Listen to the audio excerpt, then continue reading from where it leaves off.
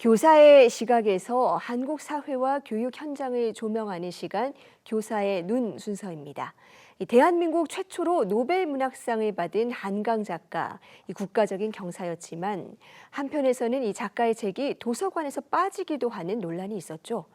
이 같은 경험을 교육적으로는 어떻게 활용해야 할지 후속 논의도 활발한데요. 먼저 영상 보고 오겠습니다.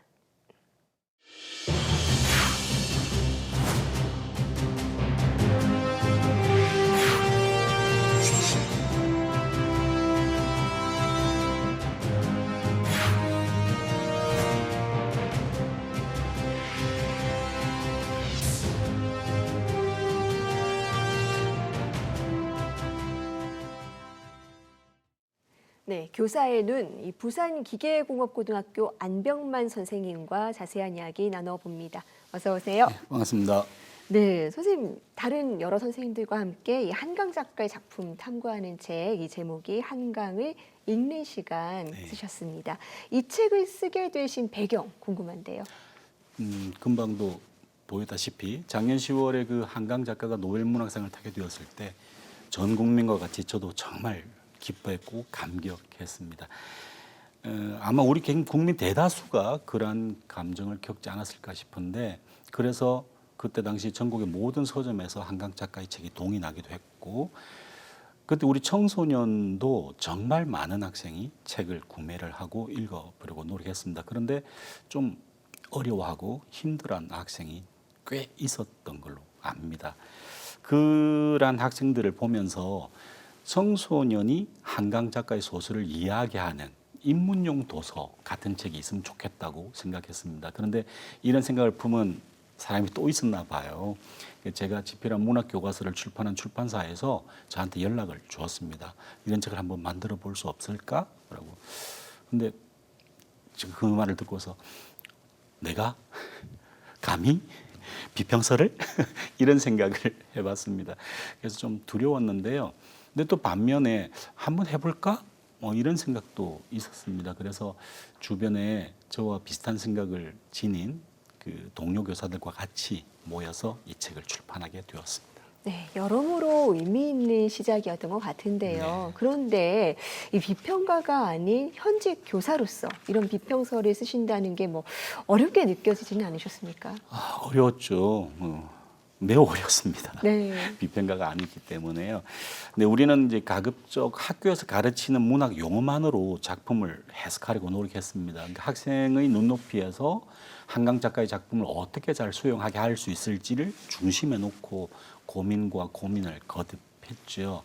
그러니 이제 청소년이 이해할 만한 수준의 그러한 그 비평서가 나오지 않았나라고 생각합니다. 비평가의 비평과 문학 교사의 비평이 차이가 나는 그런 상태겠죠.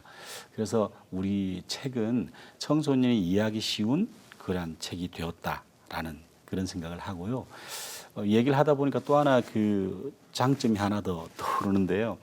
이것은 그 집단 지성의 힘이 아닐까 이런 생각을 해보는데요. 저희들이 작년 11월부터 올해 5월까지 수차례의 그 토론과 토의와 그 과정을 통해서 서로 의견을 조금씩 모으다가 뭔가 하나씩 해결되어 나간다는 느낌, 거기서 서로 미소를 조금 발견하고 이제 뭔가 책이 이루어지겠다라는 그런 느낌, 이런 생각을 받았거든요. 그래서 이런 집단 지성의 힘, 거기서 우리 책이 만들어진 게 아닐까 그런 생각을 해봅니다.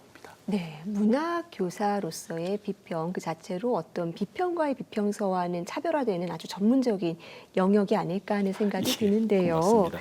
자, 선생님이 현직 국어 교사이신데 이 국어 교사 입장에서 한강 작가의 작품이 지닌 교육적 가치 어떻게 보시는지요? 우선 노벨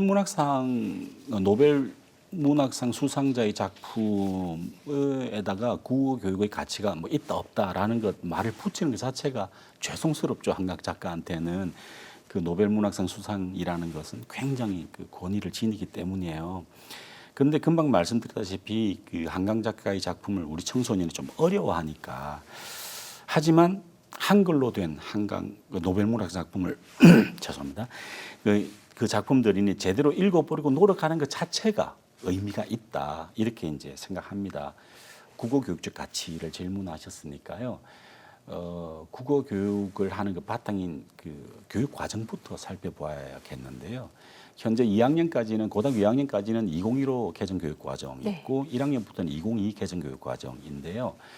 그 2015 개정 교육 과정의 문학 과목의 목표는 문학을 통해 인간과 세계를 총체적으로 이해하고 그 공동체 문화 발전에 기여하는 태도를 기른다라고 말합니다. 그래서 한강 작가의 소설도 여기에 다 부합하고요. 2022 개정 교육 과정의 문학 교과 핵심 아이디어도 이와 내용이 비슷비슷합니다. 그러니까 한강 작가의 소설을 우리 청소년이 그 감상하면서 주인공의 삶을 통해서 자아 성찰 그리고 갈등을 보고 그 갈등의 해석 과정을 통해서 우리가 이 공동체가 어떤 공동체인지 알아보는 것 자체가 굉장히 좋거든요. 그래서 어떠한 교육 과정이든 간에 한강 작가의 소설은 구교육적 가치가 있다. 이렇게 생각합니다. 네, 말씀하신 대로 이 교육적 가치는 뭐 너무나도 충분하지만 지금 교과서에는 한강 작가 작품이 없는 걸로 알고 있거든요. 그렇다면 학교 교육에 활용할 만한 방법이 있을까요? 현재 한강 작가의 작품은 그 2022 개정 교육 과정 이후에 어떠한 교과서에도 실려 있지 않습니다. 안타까운 상황이죠. 네. 근데 앞으로 지금 2학년, 중학교 2학년, 중학교 3학년 교과서 계속 만들어지고 있으니까 거기에는 아마 실려 있을 겁니다. 아마 쉽겠죠. 그래서 앞으로 점점 늘어날 건데요. 하지만 그 아까 말씀드렸던 2015 개정 교육 과정이나 2022 개정 교육 과정에 있는 한 학기 한 권 읽기, 그러니까 한 권 읽기라고 보통 얘기하는데 거기서 활용을 하면 충분히 활용할 수 있으리라 생각합니다. 네, 그런데요, 이 한강 작가의 일부 작품, 특히 채식주의자 같은 경우에 일부 선정성 논란이 좀 있었습니다. 그래서 이런 책을 아이들에게 어떻게 읽히면 좋을까 하는 고민이 드는 것도 사실인데 어떻게 보십니까? 맞습니다. 그 채식주의자가 성적 표현 논란으로 논란에 휩싸인 적이 있죠. 네. 뭐 심지어는 유해 도서로까지 지정된 적이 있고요. 그리고 어떤 독자는 읽으면서 고통스럽다. 그리고 다 읽고 나서도 고통스럽다 이런 표현을 한 적도 있습니다. 근데 호밀파테 파수꾼 아시잖아요. 네. 호밀파테 파수꾼도 처음에 나왔을 때는 불온서적이었고 불량서적으로 평가를 받았습니다. 근데 지금은 세계의 모든 학생이 읽어야 할 고전 이렇게 평가받고 있거든요. 저는 채식주의자도 이 길을 걸으리라고 생각을 합니다.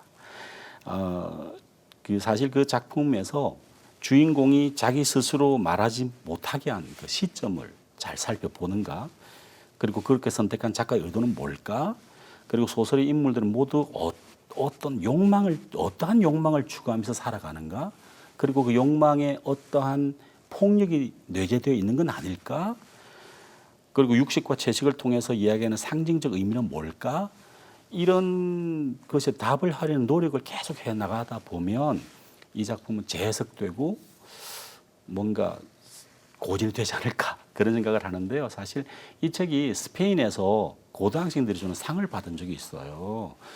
학생들이 오랜 시간 스페인 학생들이 토론한 결과 주는 상인데요. 이처럼 문학 작품 일부분만 보는 게 아니라 전체를 보고 평가하는 그런 시대로 우리가 나아간다면 채식주의자도 고전으로 되리라고 저는 확신합니다. 그리고 그런 시대로 나아가기를 진심으로 바랍니다. 네. 그런데 이 노벨 문학상 수상자 작품은 너무나 좋지만 대체로 읽기 어렵다라는 평도 있는 게 사실이에요. 네네. 그렇다면 학생들에게 추천하는 어떤 접근 방법 있으실까요? 사실 한강 작가의 작품을 학생들에게 추천하는 것은 그가 우리나라 최초로 노벨 문학상을 수상한 작가이기 때문에, 그리고 그의 작품이 미래를 이끌어가는 우리 청소년에게 올바른 공동체의 상을 만들어 줄 수 있기 때문에 추천합니다. 다른 노벨 문학상 수상자의 작품도 좋은 작품이 있죠. 뭐 예를 들어서 양철북이나 눈먼 자들의 도시 같은 그렇습니다. 근데 부끄럽게도 전 노벨 문학상 수상 작품 중에서 제가 100년 동안의 고독은 완독을 못했어요. 네.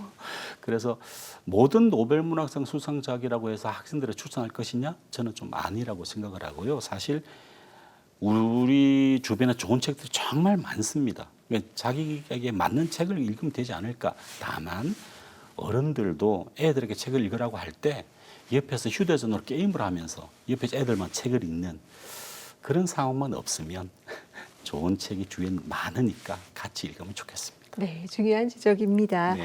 아이들이 책을 통해서 더 넓은 세계를 상상할 수 있도록 길을 열어주는 것, 이 노벨 문학상이라는 성취 이후에 우리 어른들이 함께 고민해야 될 과제가 아닐까 싶습니다. 오늘 말씀 여기까지 듣겠습니다. 감사합니다. 고맙습니다.